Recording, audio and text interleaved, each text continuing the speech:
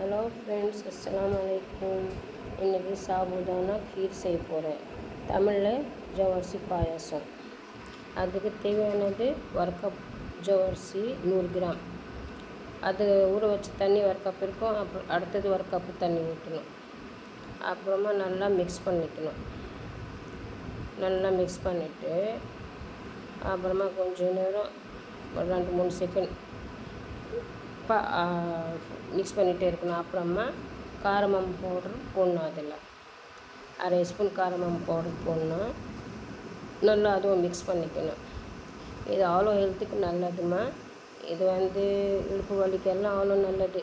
குளிர்ச்சி வர நல்லாயிருக்கும். எனக்கு தெரிஞ்சது உங்களுக்கு சொல்கிறேன் நான் யூடியூப்பில். எனக்கு சரியாக தமிழ் வர மாட்டேது, அதான் கொஞ்சம் கஷ்டமாக இருக்குது. ஆனால் புரிஞ்சுக்கிங்க. 2 ஸ்பூன் ரவை போடணும். எனக்கு கொஞ்சம் தனியாக வேணும்னு சொல்லிட்டு கம்மியாக போட்டேன். உங்களுக்கு எக்ஸ்ட்ரா வேணும்னா ஒரு 50 கிராம் கூட போடலாம். திக்காக வேணும்னா. நான் கொஞ்சம் லைட்டாக போட்டேன் நான் 2 ஸ்பூனு. அப்புறமா அரை லிட்டர் பால். உங்களுக்கு என்ன பால், பசுப்பாலோ பாக்கெட் பாலோ எது வேணாலும் போட்டுக்கலாம். நம்ம இஷ்டம் தான். 1/4 கிலோ சர்க்கரை போடணும். ஸ்வீட்டுக்கு ஏற்ற மாதிரி நமக்கு எவ்வளோ ஸ்வீட் வேணுமோ அதுக்கேற்ற மாதிரி நீங்கள் போட்டுக்கோங்க. நல்லா அதுவும் மிக்ஸ் பண்ணிவிட்டு அப்புறமா கொஞ்சம் நேரத்துக்கு அப்புறம் பாதாம் நான் நைட்டே ஊற வச்சுருந்தேன். 50 கிராம் பாதாம். காலையில் தோலெல்லாம் எடுத்து மிக்சியில் அடிச்சுட்டு, இது காலையில் டிஃபனுக்கும் அவ்வளோ நல்லாயிருக்கும். அது கூட பூரி நல்லாயிருக்கும் சாப்பிட்றதுக்கு.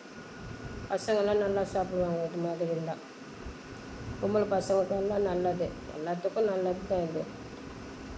சாப்பிட்லாம்.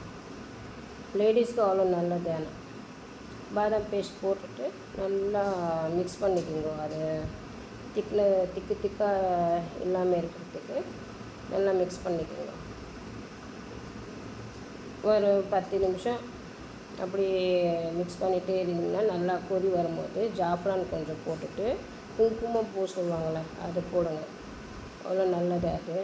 அப்புறமா கடாயில், சின்ன கடாயில் ஒரு 2 ஸ்பூன் நெய் போட்டு நமக்கு என்ன ட்ரை ஃப்ரூட் பிடிச்சிருக்கோம். இப்போ நான் போட்டது இதெல்லாம் பாதாம், முந்திரி, அப்புறமா சாரப்பருப்பு, அப்புறமா சூரியகாந்தி விதை வரும் அது, அப்புறமா தர்பூஸ் விதையா அது என்ன சொல்லுவாங்க, அது எல்லாமே போட்டு நல்லா ஃப்ரை பண்ணிடணும்.